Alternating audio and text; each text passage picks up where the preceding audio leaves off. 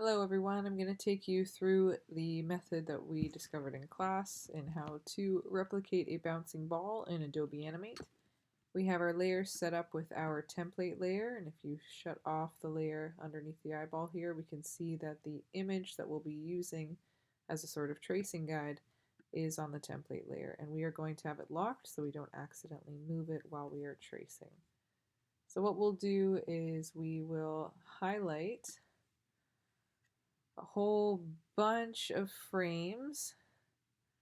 I'll go all the way to 125 and we'll cover both layers. The reason why we do this is because this image is currently set as a frame on the template layer, and we need to add frames so that it's repeated so that as we continue drawing, this picture stays visible and isn't only visible on this first frame. So everything's highlighted, so I'm going to click F5 now, which will add just frames for us, and that's great. Now you can see as we drag our red timeline cursor that the image stays the whole time. If we go beyond, well, we can't go beyond this, so that's good. So now on the ball layer, I'm going to zoom in real close. I prefer to operate a bit closer to the subject matter. I'm going to use the oval tool. I have my stroke set to none, my fill set to blue, and now I'm just going to start with drawing our first color. Remember, if you start to draw a circle, you can hold Shift and Alt to make it originate from the center and stay a perfect circle. And remember to let go of your mouse first before letting go of your keys. So there is our first circle. And now what I'm going to do is turn on the onion skin option. And this means that now when I move on to my next frame, I'll be able to see the previous frame. Remember that using the greater than and lesser than keys are how we navigate the timeline. So if you take a look up at the top of the screen, if I hit the greater than symbol twice, it moves the timeline, and left is back. So we're going to hit it twice. We're going to insert a keyframe, which is going to duplicate the circle we just drew by clicking F6, and we'll use our selection tool to now move that circle to the next spot. And you can see this kind of ghost of the previous frame, so we can tell where we were from. Where we were coming from. So taking a look here, this object is currently highlighted, and right now the entire timeline is highlighted.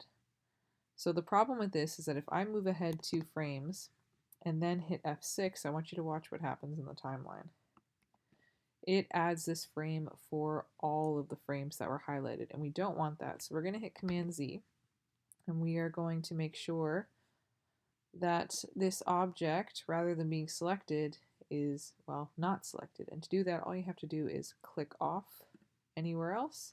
Now we can hit F6. It's duplicated that circle. Now we drag it to the next area. Click off, move to the right with the greater than brackets, hit F6, move the circle again, click off, move to the right, F6, and here we have our first instance of stretch happening. So what we can do with this particular shape is go to the free transform option up here, and now we're able to stretch it accordingly, maybe squish it in a little bit, rotate it to get it to match. And there we go. Click off, move 2 to the right, F6, drag this down, stretch it out a lot more now, and a little skinnier, rotate it a bit, a little more, thinner, click off, 2 to the right, F6, and this should just be pretty much a rotation around, maybe make it even slimmer. Now, the boundary box is on a slant, but if you click off the shape and click it again, it'll readjust the boundary box, which I find to be helpful. Good, click off, 2 to the right, F6, move the shape back, rotate. It's going back up to a less squished version, so we'll stretch it out accordingly. There we go, click off, 2 to the right. Now instead of hitting F6, What I'm actually going to do, I think, is hit F7. And F7 is a blank keyframe, so there is no visual information yet. But if I go back, I want to see what my last full circle was. And that was all the way back here. Now if I hold Alt and click and drag this frame over to my blank keyframe, what I've done now is I have duplicated that circle and I can now drag it over here. Now I'll continue with the process. Click off, 2 to the right, F6. Feel free to fast forward at any point to where you feel it's most relevant. 2 to the right, F6. Move the circle, click off, 2 to the right, F6. Move the circle, click off, 2 to the right, F6. Move the circle, click off, 2 to the right, F6. Move the circle, click off, 2 to the right, F6. Move the circle, click off. Once again, now we have this shape going on here. So again, I'm going to go 2 to the right. I'm going to hit F7, another blank keyframe. I'm going to find where this shape was because it looks to be the same. That was way back here. Sorry. And now I'm going to hold Alt, click and drag to my blank keyframe, and now I can move this over here.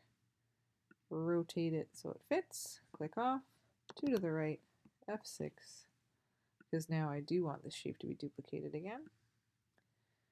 Rotate, good, 2 to the right, F6, pick this one up, rotate again, perfect, 2 to the right. I'm going to go F7 again because I want a circle again. So hold Alt, click and drag the frame over to our blank keyframe. Now I can drag this circle over here, click off, 2 to the right, F6, move the circle, click off, 2 to the right, F6, so on and so forth. Click off, 2 to the right, F6, click off, 2 to the right, F6. Actually, we have another instance of a stretched figure, so I'm going to undo that. Actually hit F7. Go back to where this kind of oblong one was. Be over here, good. Hold Alt, click and drag over to that blank keyframe. Bring this over here. This helps to save time rather than worrying about reshaping everything again. That looks good. 2 to the right. I'll do F6 again because I can reuse that shape. Bring it down here. Rotate it. Looks like I can squish this one a bit more. Little squishy. Click off, 2 to the right, F6. Now lift this one and rotate. Click off, 2 to the right. Again, I'm going to do F7 this time because the shape changed. So I'll find where a full circle was, hold Alt, click and drag, and there we are. Click off, 2 to the right, F6. Click off, 2 to the right, F6. Oh, okay, so see, something happened up here where I suppose more, something was selected that I didn't realize, so I'm going to hit Command Z until it goes back. Alright, what did I do wrong here? Oh yeah, so it was all highlighted here. So click off, 2 to the right, F6. Now I should be able to move it, good. Click off, 2 to the right, F6. Click off, 2 to the right, F7, because we get a shape change again. So let's go back to that oblong one. Hold Alt, click and drag. Bring this shape over here, put it on the floor. Good, and then our final shape, 2 to the right. Again, new shape, F7. Let's go back and reuse one of the circles. Hold Alt and drag. Put the circle right there. All right. Now let's see if we did this properly. So you can choose the loop option here in the timeline, and you can stretch it to the part of the timeline that you want to loop over and over again. When you're ready, just hit enter.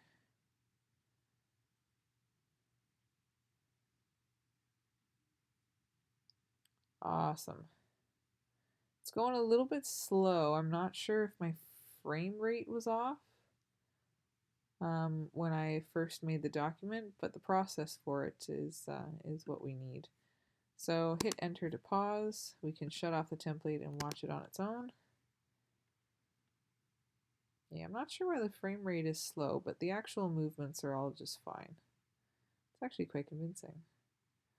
Very nice. All right, nice work, everyone. You are going to have a new video to practice your tracing on, but this was a fantastic start for all of you. Practice makes perfect. Keep it up.